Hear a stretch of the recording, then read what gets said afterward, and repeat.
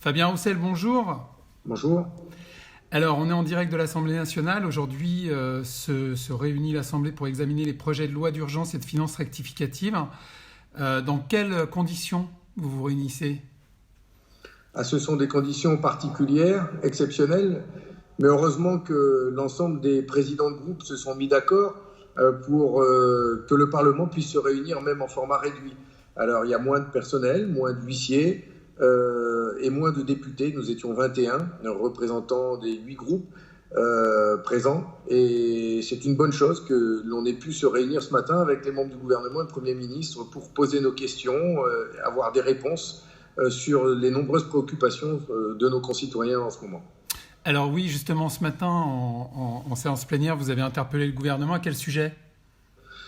Il y a eu de multiples questions posées qui revenaient parce que ce sont celles que se posent tous les Français. D'abord des questions sur l'urgence sanitaire. Nos hôpitaux seront-ils capables de faire face à un pic épidémique ? Comment va-t-on faire pour augmenter le nombre de places de réanimation ?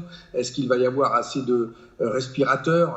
Nous avons appris qu'il y avait donc une entreprise française qui était en capacité d'en réaliser. Le gouvernement vient d'en acheter 1200 de plus. Tout cela va augmenter d'autant nos capacités en réanimation et c'est important.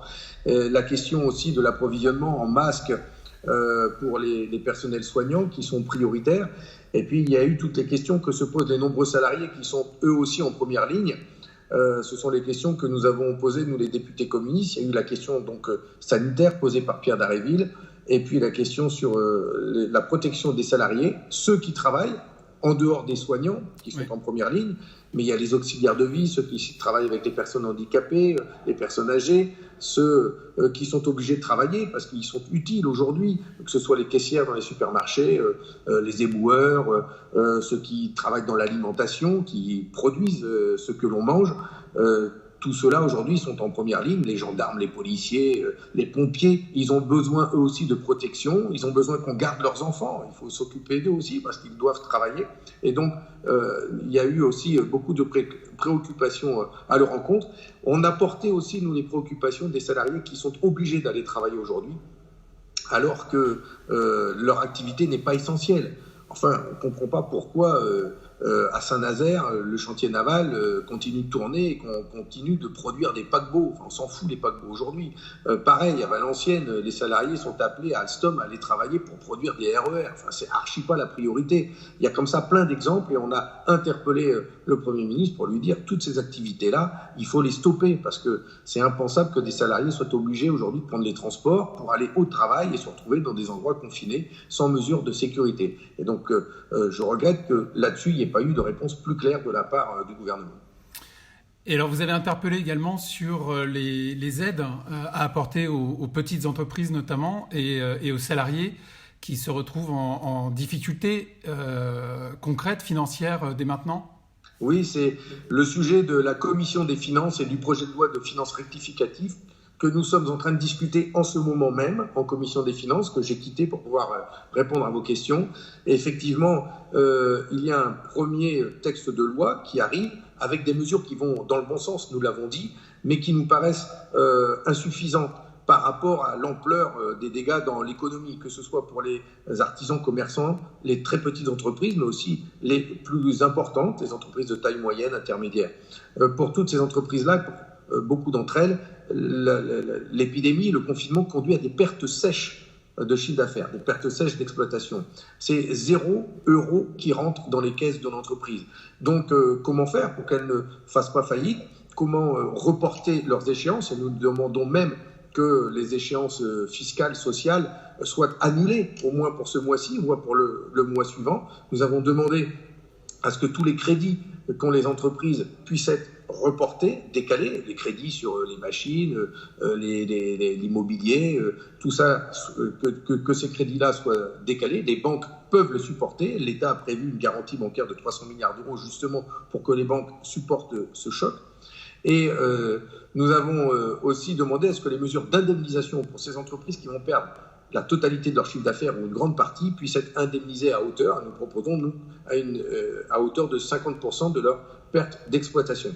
La solidarité nationale doit être présente pour répondre à ces problèmes économiques, mais ça ne peut pas être supporté que par l'État. Nous demandons, nous, de solliciter les assurances, les banques. Le secteur assurantiel et bancaire ont les moyens de participer financièrement au choc économique, et donc elles doivent apporter leur concours, tout comme les grandes fortunes dont on a beaucoup parlé avant l'épidémie. Et là, on voit bien comment il est important qu'elles puissent, elles aussi, contribuer. Nous proposons de rétablir l'ISF, donc une taxation de solidarité, pour qu'il y ait tout de suite de l'argent qui soit injecté dans l'économie.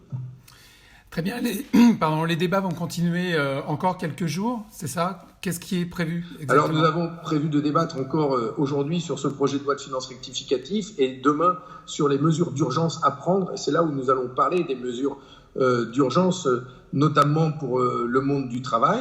Le chômage partiel, nous proposons, nous, qu'il soit à 100% indemnisé, que tous les salariés soient mis au même rang. Aujourd'hui, il y en a plusieurs sortes. Il y a les fonctionnaires qui sont invités à rester chez eux, qui vont toucher 100% de leur salaire.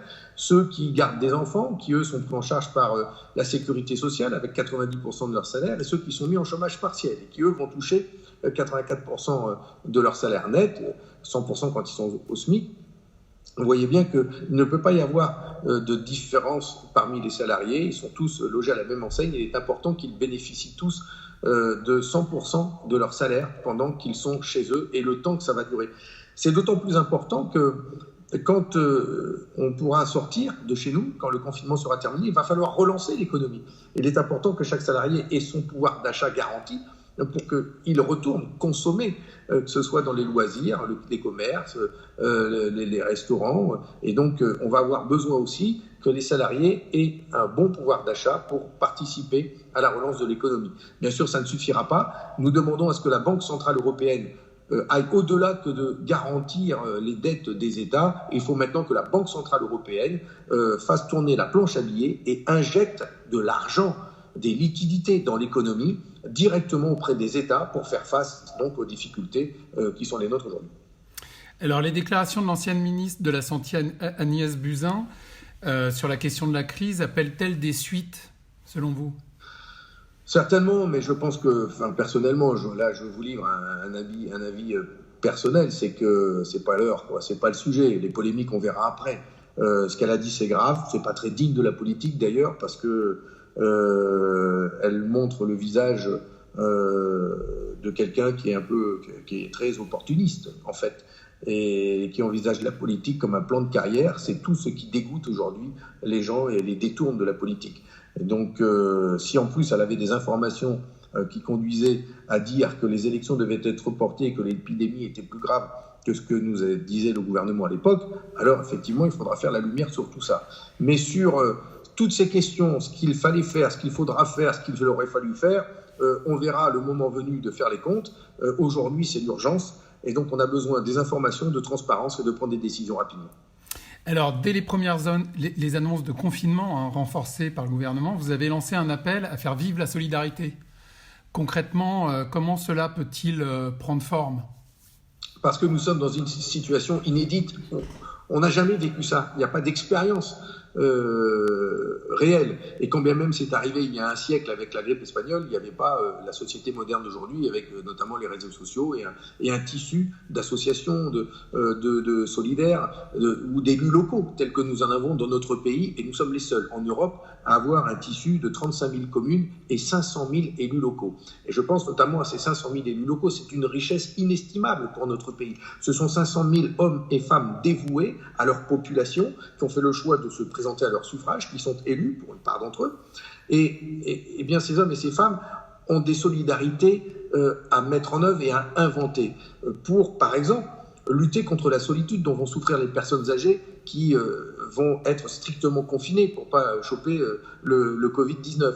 Eh bien, ces personnes âgées, comment on fait pour leur apporter un repas, pour leur apporter des livres, pour prendre contact avec elles, leur prendre des nouvelles? Il y a ces enfants qui doivent poursuivre l'école, mais qui n'ont pas Internet, ou qui ont des parents qui ne sont pas en capacité de les aider. Comment on arrive à leur apporter un concours? Les villes, elles peuvent aussi aider à cela. Et puis, il y a la continuité des services publics. Il faut continuer de faire vivre dans ces communes. En cas de besoin, les gens vont poser des questions, ils vont avoir besoin de sentir qu'on est là à leur côté. Donc, comment on met en place des cellules d'écoute, de renseignement qui puissent répondre à toutes les demandes de la population. Et là, je vous parle que de ce que nous imaginons aujourd'hui. Il y a certainement plein de choses qui vont devoir se créer dans les jours et les semaines qui viennent. Et donc, c'est tout ça qu'il va falloir mettre en commun. Le Parti communiste français va d'ailleurs proposer une plateforme sur notre site dans laquelle les élus vont pouvoir venir piocher ou déposer les idées à mettre en œuvre ou qu'ils voudraient reprendre pour pouvoir en faire bénéficier leur population. Je pense d'ailleurs à une autre idée. Le président de la République, dans une de ses premières interventions, disait « Restez chez vous et profitez-en pour lire et vous nourrir intellectuellement », ce qui est une bonne idée, c'est juste. Mais comment fait-on quand les médiathèques sont fermées ? Eh bien, certainement que là où c'est possible, des employés municipaux pourraient déposer des livres chez ceux qui le demandent, que ce soit les enfants, les adultes. Donc, vous voyez, il y a plein de choses comme ça, nouvelles à inventer, et ce sont des gestes de solidarité qui vont nous permettre de surmonter la crise que nous vivons.